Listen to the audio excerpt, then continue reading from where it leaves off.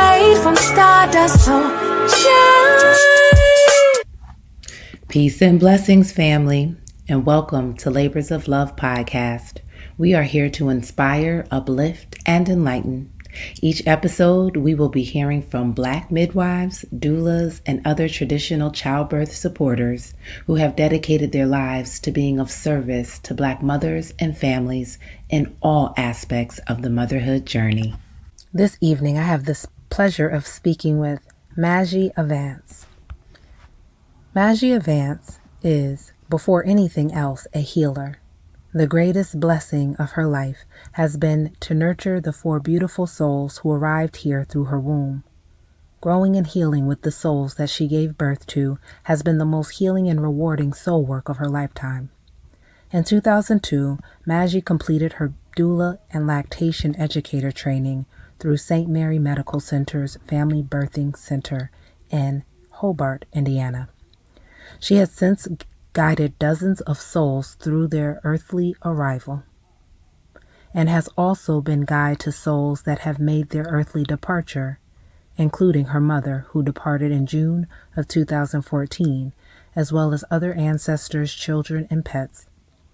Today, when not guiding her students and faculty of the Sociology department at Wake Forest University, Maji is facilitating transformative energy work practices like yoga and breath work, along with protocols like grounding into the earth and tithing with the land. Through her online university, H.E.A.L Youniversity, LLC, in that space, Maji offers herself to her community of healers as a doula to the soul. As a soul doula, Maji guides healers through the process of healing their own universe, the nervous system, by clearing the programming that has robbed them of their innate responsibilities. By increasing the ability to respond to the triggers of their internal universe, Maji is able to assist healers in transforming their external universe by raising their vibrations and transmuting the blocks and stuck energies that contribute to dis-ease. Doing this healing work brings about the clarity that allows healers to chart their paths back home to where their soul awaits. Welcome.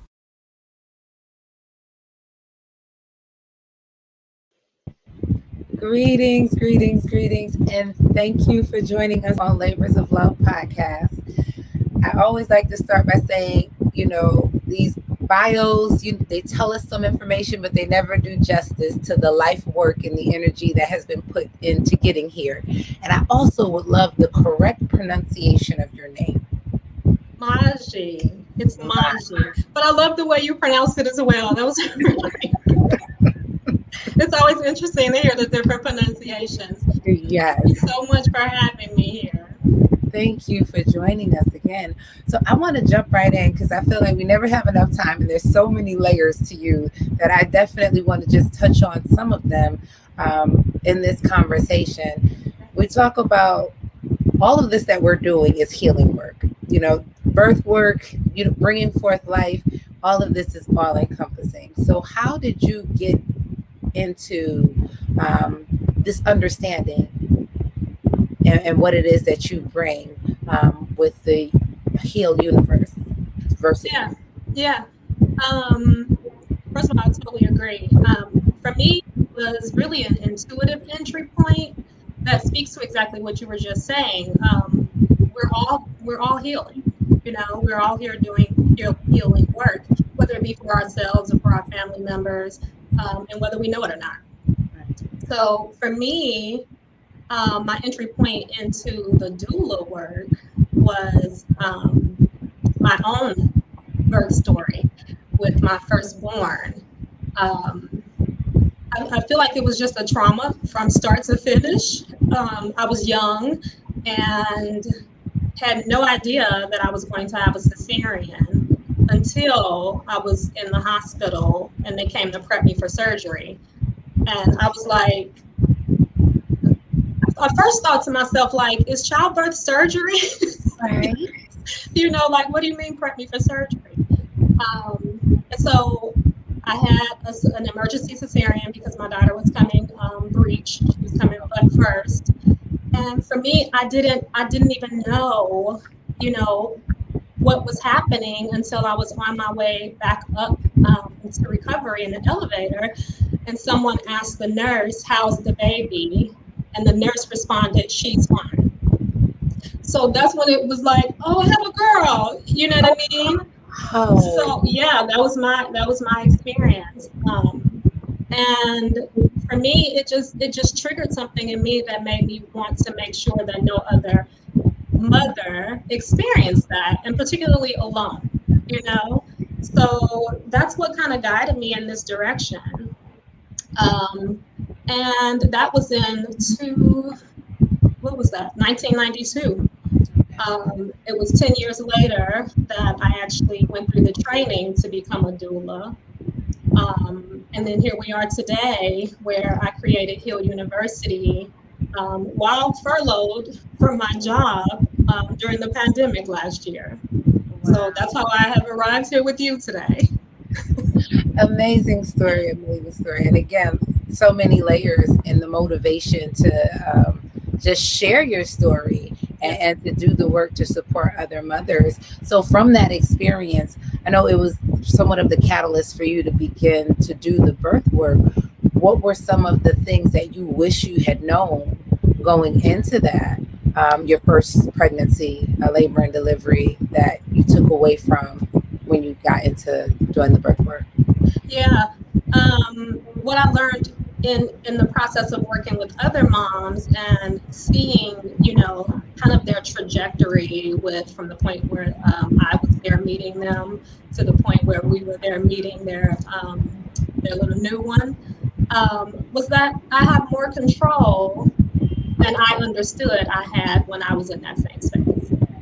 Um, I mean, like I shared in my story, I didn't even have any idea that I was going to be having an emergency cesarean, and it all hit me so fast. I didn't know which direction to go in, what questions to ask. You know what I mean? It just put me in a position of feeling so out of control. I had no idea what a birth story even was. So it wasn't a situation where I was going in with a particular protocol of my own.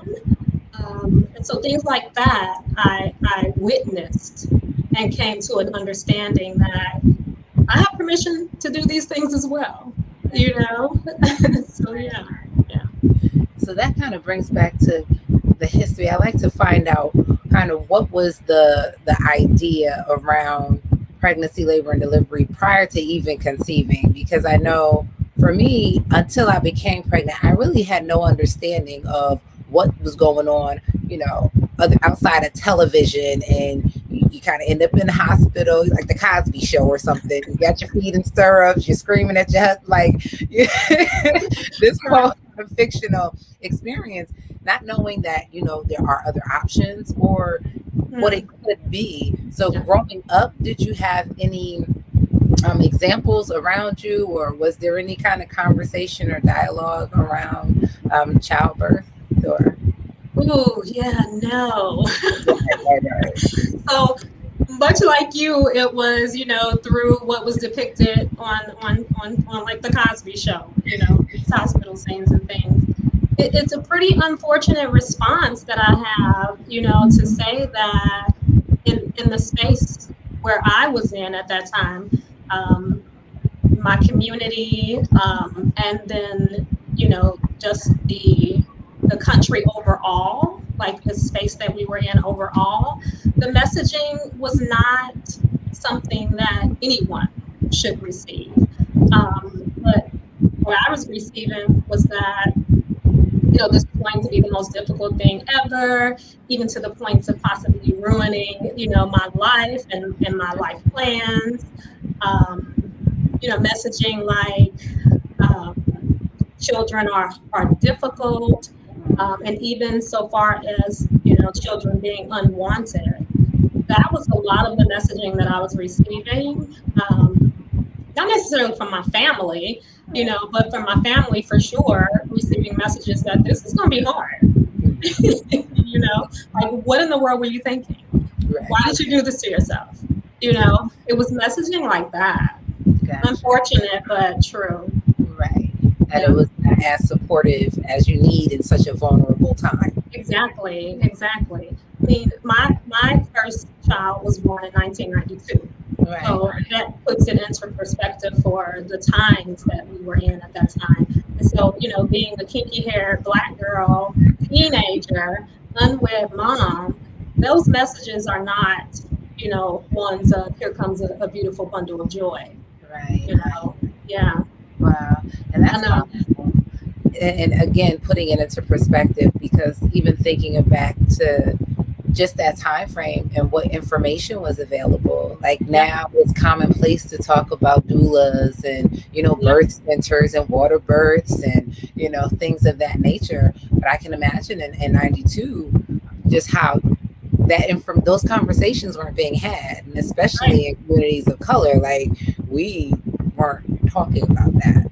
right, right. And in a lot of cases, we were speaking to the exact opposite. I, as you know, became a lactation educator because my goal was to nurse not only that child, but all my children. And so, again, being not only Black, but young, and alone, a single parent, as difficult as it is to say, there was not, like you mentioned, the information available, but there was also not the support available. Um, we saw this on a broad scale, so it wasn't just specifically to the Black community. It was just in general the way people felt about lactating moms and nursing moms. Kind of forcing moms to nurse in seclusion and in the bathroom and covering their babies, faces and things like that. All of that was definitely at the forefront at that time. It was considered taboo to breastfeed a child. Yeah, and even to go further and study it and become a lactation educator, that was unheard of. That was unheard of. Right. Yeah, But and I get so valuable and so necessary. Just yeah. this work. And how did that kind of catapult you to all the things that it is that you're doing right now, and the connections between it, as far as this healing work, and how can you describe kind of what it is that you do? Yeah, yeah, yeah. So getting here was just, a means to an end. It was the goal was to bring an end to the sorts of traumas that I and other people like me, other families like me experienced. Um, we touched on the fact that the times just did not support the sort of life that I imagined. Um, and sometimes, you just have to get good at holding a vision until the world shows up to support that vision. And other times, you just got to jump out there and create it. And so, as society started to kind of morph into this space that could support the sort of work that I was already doing. I just was like, if I have to do it by myself, let's go. I'm gonna kick some doors in if that's what it takes. You know what I'm saying? And so I just worked with as many moms as possible in as many spaces as possible. My life became very service centered, which you can hear that in the bio that you read.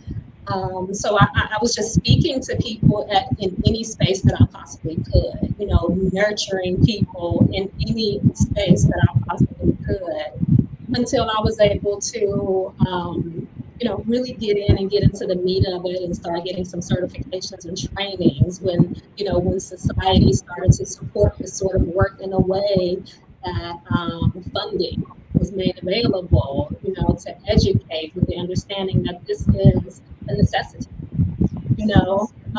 Having a doula, especially in 1992, you can imagine, was a luxury. Oh yeah. And so people like us, who look like us, didn't necessarily have those sorts of services. Um, And so coming to the space now where it's more widely understood as a necessity in order to change the trajectory of birth rates and death rates, the mental health space that we're in now, understanding that, the starting point is in utero. This is where we want to touch souls. This is where we want to impart the nurturing spirit is in utero. And so now organizations starting to get a better understanding of the compassion that's necessary to surround the mother, the family, the womb, and make services like this available to broadly is a space that I'm very happy to be at the forefront of. That is nice. The services now at H.E.A.L University are not necessarily working directly with mom in the laboring space, the labor and delivery space. The services now are more centered around virtual services that speak directly to nurturing the soul of mom and baby. And so that's a very energetic space. And a lot of the work that's being done there is on the neurological level. So what we do is we just have protocols and practices for mom to do to bring themselves to a more centered space, a space where they're more focused on their internal environment, starting that healing process from an internal space, just with the notion that in doing that, not only are you nurturing your child in a very different way, you're changing the external environment as well. And so, at some point, the goal is to bring home baby. And so what I do now is just work with moms so that they're nurturing that internal and external environment for a more well-rounded overall nurturing space. Wow. Yeah. So again, that's powerful in and of itself, and just that whole mental preparation for this becoming, right? Like, it's not just growing a baby, like you're growing yourself. Like, there's a whole kind of transformation that's going on there. So has any of this been the pivot from COVID and kind of having to do social distancing, or is it just that finding a model that works, that you can reach more people? Because it seems like because it's virtual, it's not specific to one geographical area. You can kind of support mothers, birthing people all over. Yeah, it definitely is a both and situation. The pandemic took away our abilities to be by the side of the families throughout the labor and delivery process. I mean, that's unfortunate, but I'm surprised to see so many requests. Like, the demand for doula services has increased a lot post-pandemic. I mean, I think a lot of that is because the pandemic itself forced moms to look into services like home births. And so in those spaces, it provides for a better opportunity, for doula services to continue to be by the sides of moms. But for me, it definitely did cause me to kind of shift and create a new lane to maintain the opportunity to be by the sides of moms. Because I feel like, not being in the physical space, it doesn't take away anything from being there in the energetic space. In fact, I think it kind of develops a more connected relationship. I feel like you stay kind of in the ear of the family, when you're in that energetic space, and in virtual spaces, you know what I mean? There's a different level of energy that you take away from it, and it's a different connection, I think, too. That's amazing. Yeah. So I like to impart to the audience just a story or an example of, something real life that you've experienced that was kind of confirmation that this is the work that you're called to do, or that just solidifies you're in the right space. Do you have a story that comes to mind that kind of brings that up for you? That is such an awesome question because I'm actually experiencing that right now. Even being here with you today, I feel like, I don't know, I just feel, I keep saying like there's a shift happening, like the wind, like there's the winds of change, it's like it's at our backs pushing us forward. And so what I'm experiencing there is just so much juicy, like work to do, so much exciting work available. And so many moms now have this sort of access. And so connecting to moms more in these spaces, but also being in rooms with organizations who are working to begin programs like this, particularly working with Black doulas, specifically looking for Black doulas. Being in those spaces and being called to those spaces, it has just been phenomenal. Like it's like a love story all over again. So yeah, that's my story is really difficult to articulate because I'm living through it right now. So maybe in like 60 days I'll be able to actually pin something that makes more sense. But yeah, things are really exciting for Black doulas and families who have access to this sort of work. That is amazing. So, Yeah. just for those who may not be aware, are there any resources that you can share for anyone who's listening who wants to tap in or are pregnant, maybe considering becoming pregnant, looking for support, looking for personal growth and development support, anything like that? Yeah, that's something that I'll actually have to maybe email to you, and hopefully you can kind of post it because I didn't write down any specific services. And the ones that I'm mentioning now are both here. One that I wouldn't necessarily want to mention just yet because they're just, they're in the starting phases of it, and it's a pretty big organization.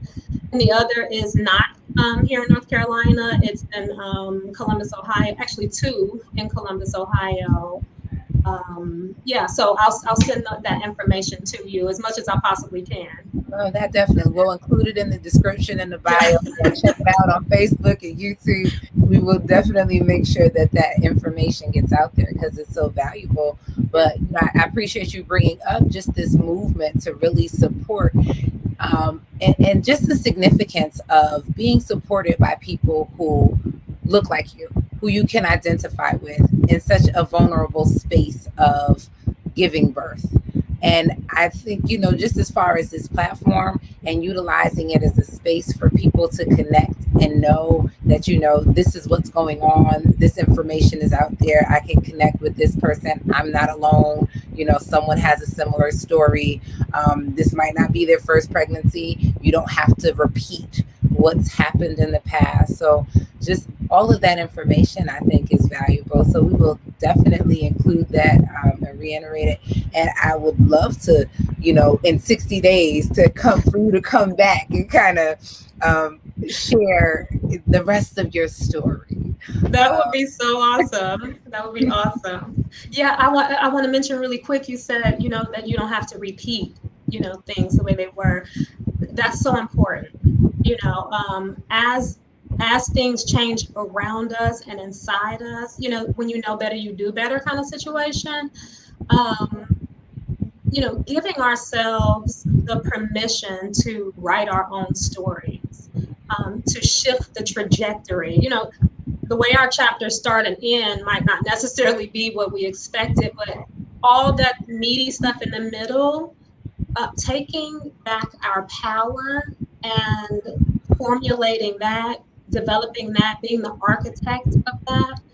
Um, I feel like we're all the potter and the clay, and we have the opportunity to change the trajectory of our story. so that, the end doesn't look like the beginning, so that, we're moving into the space of what our desires are, and not kind of holding on and being stuck in the difficult spaces of what was, or, what happened. Right. Yeah. Oh, that is so on point and so important. And even with those who may not have had the experience before, like changing the messaging around it, because understanding that the statistics are valid, that people are, that mothers are losing their lives in this process, but also coming from a more empowered space of the information and the support that's available for you to, like you said, manifest your desires, right? Like you can create the story that you want to live out in your birth experience. So I found that as one of the challenging things and some of the motivation for these conversations of being in spaces and seeing the faces of those who haven't given birth yet. And it's like, oh my gosh, like, like really like there's a good chance that I'm not going to, and you're young and you haven't even, Oh, yeah.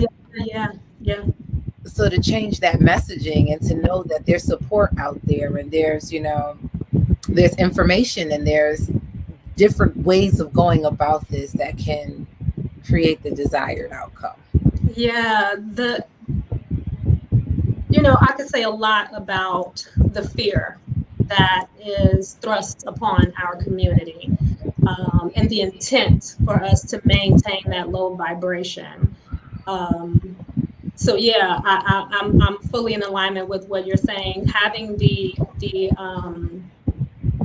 opportunity to show a different version of the story, having the opportunity to teach a different version of the story, being in a space where I can, show people that taking a walk during sunset, shifting, your internal space where you're aligning with the earth in a way that creates, that like supports your circadian rhythm, helps you get more sleep, thereby decreasing your stress, clearing your mind, bringing about more clarity so that you can create, so that you can think, so that you can move beyond, the stuck low vibrations of fear, and understand that joy is your birthright, particularly when you are, creating an entire human. Yeah. I am definitely here for all of that, because otherwise, the intention is certainly to make sure that we do not bring ourselves to a space of vibrating higher than a fear, an energy of fear. Yeah. Yes. And what that does, to ourselves and to our children. My God. In a Yeah. place where you need to be open and free to be like, so Yeah. I could talk about this with you all night. I truly appreciate your energy. Just, everything it comes through, even in this virtual space. Like you said, like the energy is palpable. So Yes. I thank you for taking this time, for sharing, even in the short time span that we've had to connect. Yes. I definitely would love to do this again. Same, Hafeeza. Thank you. And just stay connected. So please give everyone your website and just your contact information. How can they get in touch with you if they're interested in connecting on your services or finding out more information? Yes. So my website is H.E.A.L, H.E.A.L University. Um, and on all platforms, I'm also H.E.A.L University there. So H.E.A.L University. And then I think that's about it. Oh, I'm also on Instagram. You can find me under Drops of Maji. That's my personal Instagram. But the business Instagram and every other platform is H.E.A.L University. Excellent. And we will also include that in the description. Yes, thank you. That you all can click on it and get to it. Thank you so much for taking the time out to share this evening with us, share parts of you and your information. Thank you for connecting with the audience and everything that you share. And I look forward to connecting. So, Thank you. Have a good night. peace and blessings, family.